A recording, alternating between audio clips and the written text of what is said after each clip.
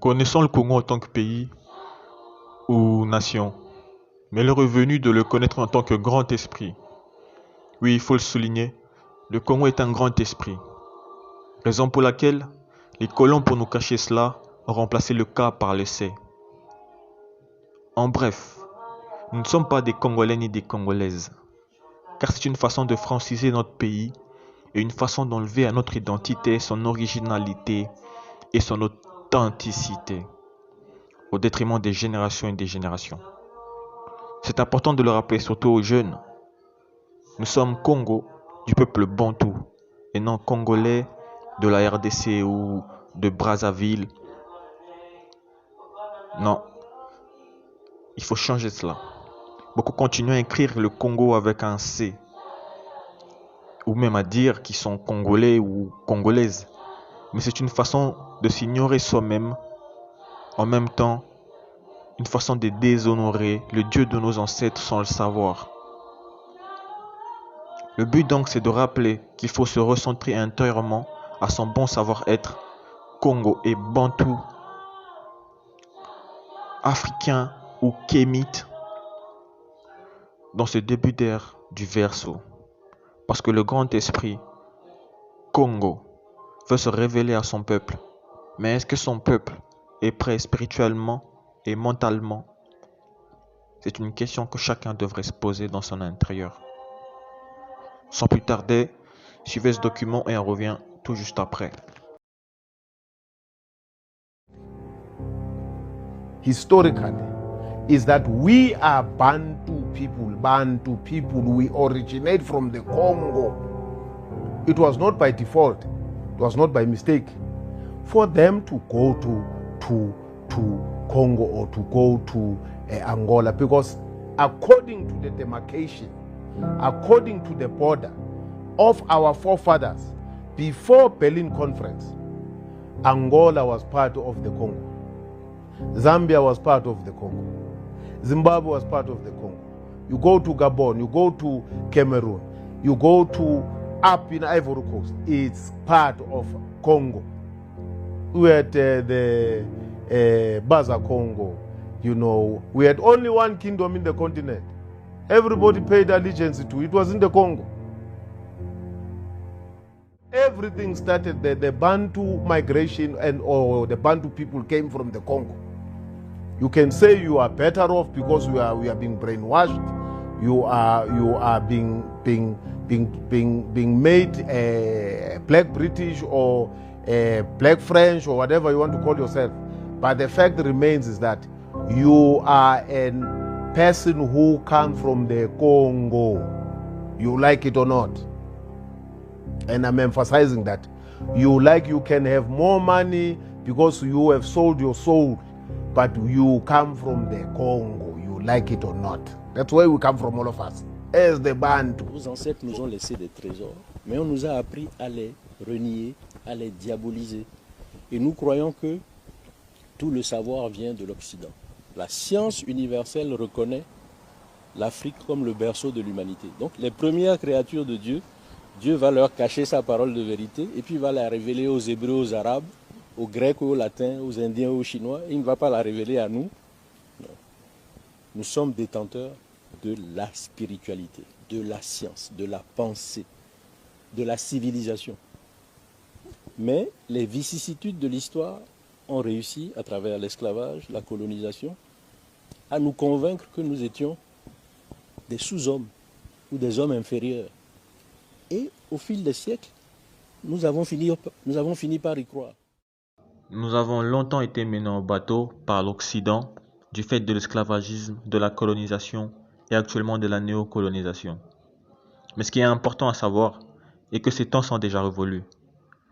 En regardant ces vidéos, vous devez entrevoir une chose. La vérité finit toujours par triompher. Nous sommes au temps de l'Apocalypse. Il faut savoir que Apocalypse, ça veut tout simplement dire révélation. Faut pas avoir peur de la fin du monde ni d'Armageddon, les bombes nucléaires et qu'on sort. Il faut que bon nombre de choses soient révélées pour que les choses reviennent dans l'ordre. C'est justement ça, c'est très important à comprendre aussi.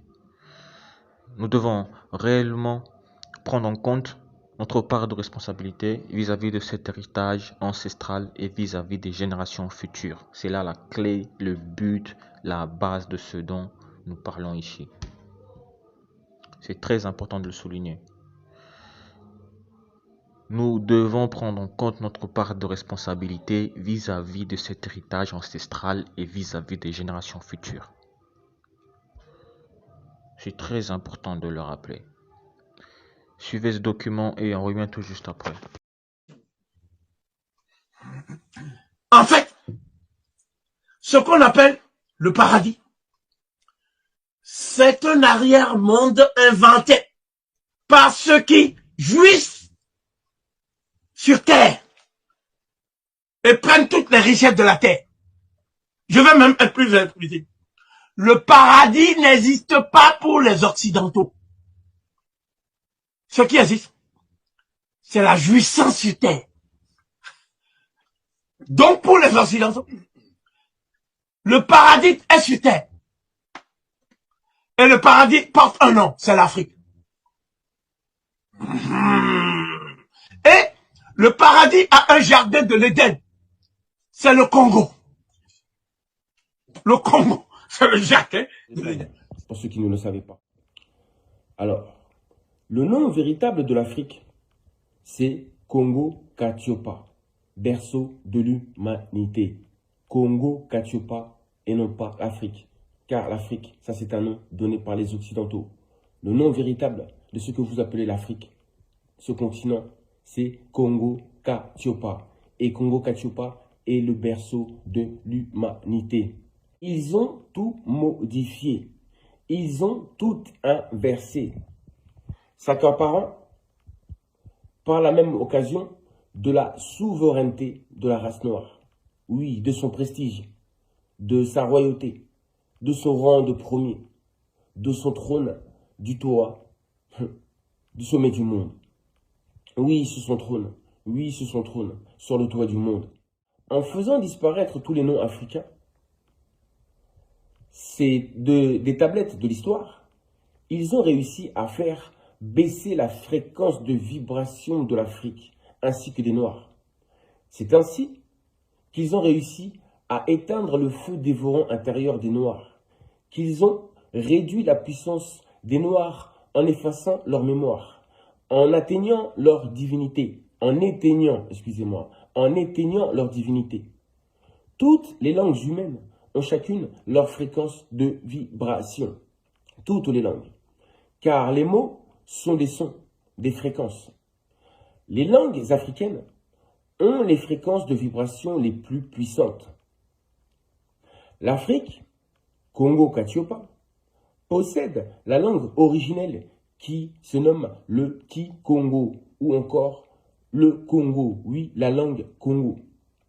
La première langue sur la terre, la langue du berceau de l'humanité, la langue mère de toutes les langues du monde, la langue de Dieu, la langue du feu, la langue de vérité, la langue de justice. Le Kikongo est la langue sacro-sainte par excellence. C'est l'unique langue vivante.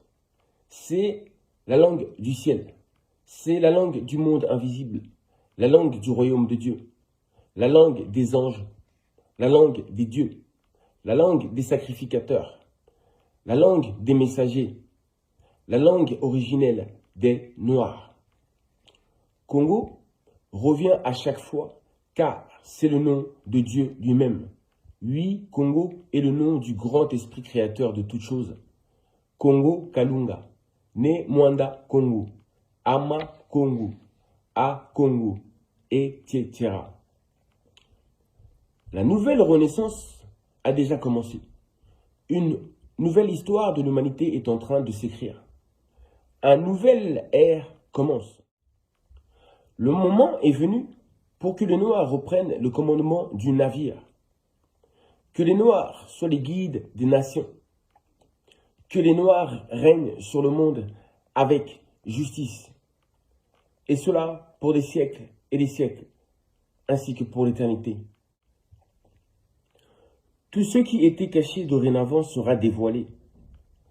Tout ce qu'ils ont caché sur l'histoire des Noirs sera complètement dévoilé, car le voile invisible, la couverture spirituelle, est déjà tombée. L'esprit de vérité, c'est-à-dire la lumière de Dieu, oui, son esprit de révélation est entré dans notre monde, et de ce fait, plus rien ne peut plus être caché.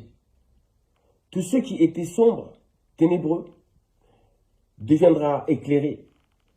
Le mensonge est démasqué. Tout ce qui était caché est retrouvé. Les sociétés secrètes, notamment la plus connue, c'est la franc-maçonnerie.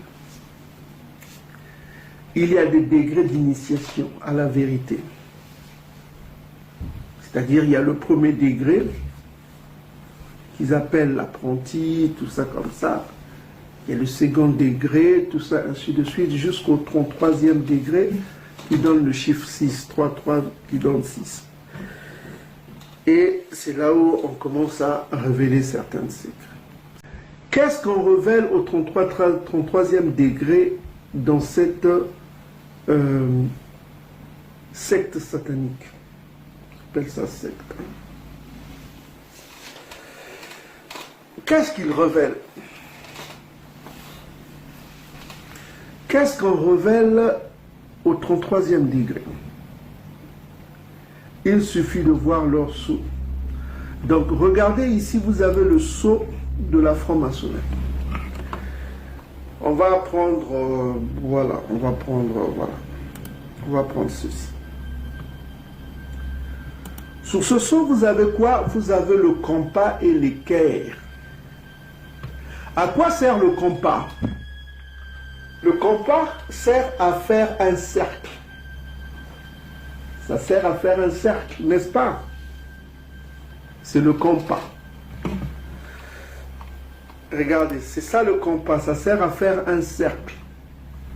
Et l'équerre qui est en bas, ça sert à faire quoi? Un carré. Vous remarquerez que le cercle est en haut, ce qui indique en termes mathématiques le supérieur. Et vous remarquez que le caire est en bas, ce qui remarque le signe inférieur. Donc vous avez un symbole supérieur qui va vers le ciel, qui regarde vers le haut, et vous avez en bas un symbole inférieur qui regarde vers le bas. On peut déduire cela en deux choses. On peut dire aussi que le haut représente le ciel et l'équerre représente la terre. L'équerre consiste à faire un carré. C'est le corps en quelque sorte. Donc vous avez ce que vous avez en haut, ça fait un cercle. Maintenant, c'est là où c'est intéressant que vous allez comprendre une chose. Le cercle et l'équerre, et le cercle et le compas, en hébreu, ça fait dire quoi?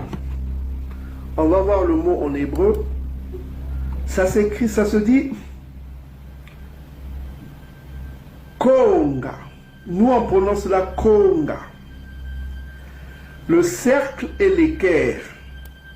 Le compas plutôt. Le compas que vous voyez là, ça s'appelle konga. Ça s'appelle konga. Konga en hébreu, ça se prononce kunga, konga. En blue letter, on prononce ici kunga. Mais on le prononce konga. Comme on le prononce ici, vous avez vu, c'est konga. Konga, ça se prononce aussi kunga. Kunga, en l'occurrence ici, c'est 02329. Hein. 02329. H2329. Retenez bien konga, ça veut dire quoi? Ça veut dire le cercle, ça veut dire la voûte. La voûte, ça veut dire le dôme. Hein. Vous voyez le dôme dans les églises. Le dôme, c'est konga. Vous voyez même le chapeau des khazars qui porte là, ça a une forme de soleil qui se lève, c'est le konga. C'est la voûte, c'est le dôme, tout ce que vous voulez. Donc, Konga représente le cercle. Ça représente le compas. Le compas que vous voyez dans la franc-maçonnerie là, qui est supérieur, indique la supériorité, ce qui est au-dessus, qui permet de quoi faire quoi? Le compas permet de faire un cercle. Vous comprenez? Ça permet de faire un cercle. Hein? Ça permet de faire un cercle. C'est ça le compas. En hébreu, ça se dit konga, ou kunga, ou konga. Maintenant, konga en langue paléo-hébreu, notamment le Kikongo, dont on vous a dit que, selon les jésuites, les langues, l'hébreu, le paléo-hébreu est parlé où? Au-delà des fleuves de l'Éthiopie. Voilà. Le livre de Abbé Proyard, datant du XVIIIe siècle, du début du XVIIIe siècle, avec son équipe de jésuites qui ont visité les pays au-delà des fleuves de l'Éthiopie, ont conclu que ce peuple vivant au-delà des fleuves de l'Éthiopie parle le paléo-hébreu, le paléo-latin et le paléo-grec qui n'est autre que le Kwané. Ce ne sont pas les mots de Ntiba Malonga, de Nabi Ntiba Malonga, ce sont les mots de Bantantu. Et effectivement, au fur et à mesure que nous faisons des recherches, et d'autres frères qui font des recherches, ils arrivent à la conclusion que c'est vraiment le peuple divin, parce que on trouve dans leur langage du pur de l'hébreu antique, le paléo-hébreu. Mais en langue Congo, que veut dire Konga? Konga qui veut dire le cercle,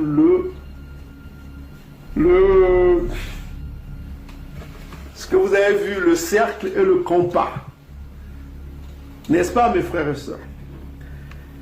Quand vous arrivez ici, Konga, ça veut dire quoi? Le nombril. Konga, Konga.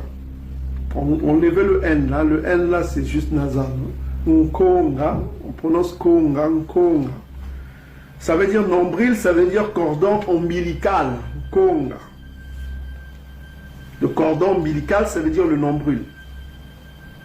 Vous savez, le nombril, qu'est-ce qu'on trouve pour les scientifiques? C'est qu'on trouve quoi?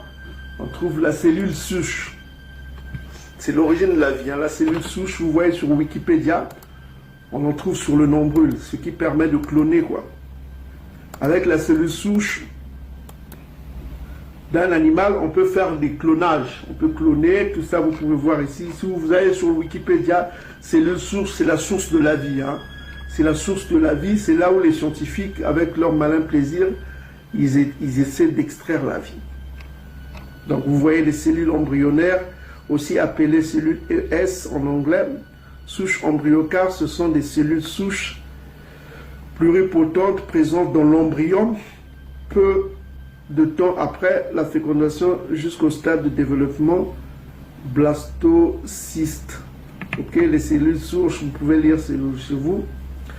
Ces cellules sont à l'origine de tous les tissus de l'organisme adulte et sont pluripotentes. Donc c'est à l'origine de toutes les cellules, tout ça, tout ce que nous avons comme cellules là, c'est la source en quelque sorte. Des neurones, des muscles, tout ça, cellules sanguines.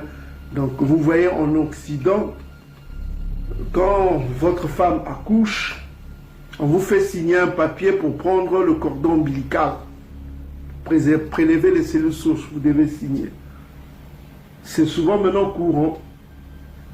Donc il faut faire attention de ne pas accepter cela. On ne sait pas ce qu'ils vont faire avec vos cellules, votre nombril, le nombril de votre enfant. Ok mes frères et sœurs, il est important que vous compreniez cela. Ok? Donc je disais que Konga, en hébreu, ça veut dire quoi? Le cercle. Ça veut dire le cercle. Ça veut dire le cercle. Ça veut dire voûte. Voûte des cieux, voûte, tout ça, compas, circuit. Maintenant, on va voir un peu le nombril. On va voir le nombril, c'est quoi dans le dictionnaire de synonymes. Le nombril, on dit que c'est axe, centre, charnière, foyer, mi-temps. Voilà. On va prendre centre. Nombril, ça veut dire aussi centre, c'est le synonyme. On va cliquer sur centre, qu'est-ce qu'on trouve sur nombril? Ça nous amène quelque chose. Le centre, c'est quoi? C'est le centre, le milieu, si vous voulez, quoi. On trouve le mot milieu, le centre, milieu, noyau, la source. On dit même, on trouve même le mot âme, organe, tout ça comme ça. Maintenant, on va prendre le mot noyau. Nous sommes toujours dans le mot nombril. Hein. On va trouver le mot milieu, ça veut dire milieu aussi. Nombril, ça veut dire milieu. Milieu, qu'est-ce que vous avez? Regardez. Vous avez le mot cercle. Cercle. Donc, nombril, ça indique le cercle, ça indique le milieu, ça indique le centre. Est-ce que vous commencez à comprendre vous-même? Donc, les Congo, quand ils disent le centre, le nombril c'est le centre, c'est à bon escient. Maintenant, ce que vous font, vous connaissez, il y a une chose que vous devez connaître. Vous devez connaître. Parce que Édom, si vous savez les choses que Édom, vous voyez l'image de Léonard de Vinci qu'on appelle l'homme de Vitruve. L'homme de Vitruve. Vous voyez ce dessin-là de l'homme de Vitruve. Vous avez déjà vu ça, non? Il y a des codes cachés là. Léonard de Vinci, c'était un franc-maçon italien qui a vécu en France, tout ça comme ça. Un grand initié, quoi. Donc, vous voyez l'homme de Vitry, vous avez quoi? Vous avez le cercle et le carré. Vous pouvez voir, vous avez le cercle et le carré. Le cercle est supérieur au carré. Vous comprenez? Donc, vous voyez, le cercle représente le compas. C'est ce qu'on appelle le conga. Le compas, qui permet de faire le cercle. Et vous avez le carré qui représente quoi? L'équerre, qui permet de faire quoi? Le carré. Donc, il vous amène où vers ce symbole-là de la franc-maçonnerie? Il vous emmène vers le symbole du compas et de l'équerre. Vous allez me dire, mais Yann Siba, pourquoi nous enseigne ces choses qui sont contre Yacoub? Vous savez, il y a une chose que vous devez comprendre. Ces gens-là vous donnent un message codé. Ils vous disent que rien ne peut se faire sans le cercle. Rien ne peut se faire sans le cercle. Quand vous êtes dans le cercle, vous ne pouvez pas sortir du cercle. Vous êtes sur la terre, vous êtes comme les poissons dans l'aquarium. Et rien ne peut se faire sans Congo. Ils vous donnent le nom du divin. Ils sont en train de vous donner le nom du divin, du Dieu de l'univers. Ce qu'ils sont en train de dire, de montrer tout simplement par les symboles, ils vous disent rien ne peut se faire sans lui. Rien, rien. Vous ne pouvez rien faire sans lui. C'est ce qui se fait. Rien ne peut se faire sans lui. Maintenant, regardez. Regardez toujours le mystère. Si vous prenez ce cercle-là, qu'est-ce que vous obtenez? Regardez. Prenez l'homme de vitriol. Voilà. Voilà, vous mettez le compas sur le nombril de l'homme, qui est le centre, c'est-à-dire que c'est le centre de l'homme, de tout homme. Quand l'homme naît, il est lié à ce centre-là, qui est le conga. Et vous mettez le compas, vous faites un cercle, vous trouvez quoi? Le Mkem, la gloire de l'homme. C'est-à-dire que vous trouvez le cercle parfait qui donne le Konga. Dans le Konga, le mot Konga veut dire aussi scruter, rechercher. Rechercher, scruter, tout ça comme ça. Scruter quoi? Des informations. Donc, quand tout homme marche, il a un cercle en lui qui est la source des informations. De son passé, de son avenir, voilà. Est-ce que vous commencez à comprendre? Donc ce cercle-là constitue une source d'information.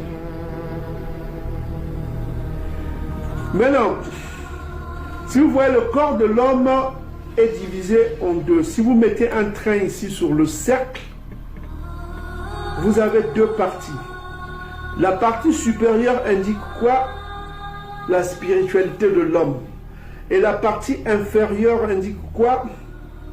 La déchéance de l'homme, la faiblesse de l'homme. Est-ce que vous commencez à comprendre? Tout ce qui est charnel. Et quand vous arrivez en haut, vous avez tout ce qui est supérieur en l'homme, l'esprit, tout ça comme ça. Donc ce cercle-là se divise en deux, juste vous trouverez la perfection ici. Vous trouverez une source d'information. C'est le Konga. C'est le cercle parfait. Vous avez compris le sceau dont on parle dans Ézéchiel chapitre 28, verset 14. On vous montre quoi? On vous montre qui est ce compas-là qui est supérieur, c'est Konga. C'est toujours Yakongo qui est le supérieur. C'est lui qui est le supérieur. C'est lui qui est au-dessus. On vous dit qui est au-dessus. Dans les jours à venir, le monde va basculer, vraiment dans le vrai sens du terme, car c'est la fin non pas de l'existence de la Terre ni des êtres humains, mais la fin de ce système qui nous a pris la vie depuis des décennies et des décennies. Donc pour nos peuples bantous, cela représente une libération qui est même salutaire, puisqu'on renoue avec l'authenticité de nos ancêtres, on renoue avec la source, on renoue avec l'originalité de notre culture. Ça, c'est très beau. C'était Urgence Bantou. Merci de nous avoir suivis jusqu'à la fin. Dites-nous ce que vous en pensez dans les commentaires. Likez, abonnez-vous, partagez massivement. On se dit à la prochaine. Matondo Mingi. Au TEP.